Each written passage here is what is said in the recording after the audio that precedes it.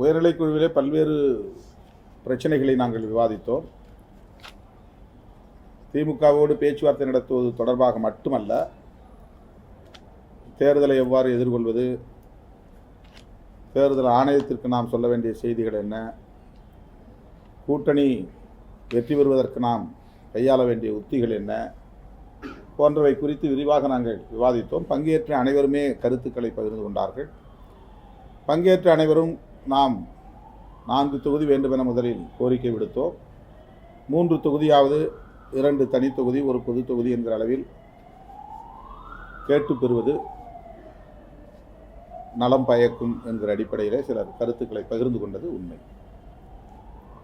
திமுக அவசரமா இந்த மாதிரி ஒப்பந்தங்களை கையெழுத்து அவசரப்படுத்துறாங்கன்னு ஒரு விஷயம் இருக்கு. சீக்கிரமாகவே எல்லாருடைய விருப்பத்தையும் பிடிக்கணும்னு ஒரு அவசரம் காட்டப்பட்டதா அதிமுக? இல்லை, அப்படி அவசரம்லாம் ஒன்றும் கிடையாது.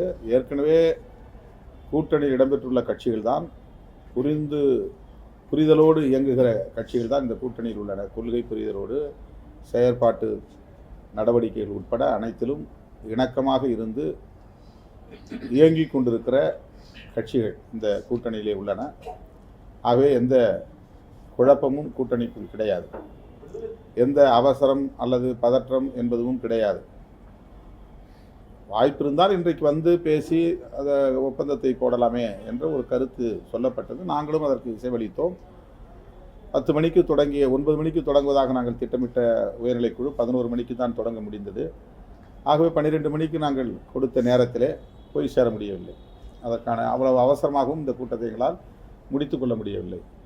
எனவே உரிய நேரத்திலே தொடர்பு கொண்டு இன்றைக்கு எங்களால் வர இயலாத ஒரு சூழல் பொறுத்தருள வேண்டும் என கேட்டுக்கொண்டோம். அவர்களும் அதற்கு இசைவளித்தார்கள்.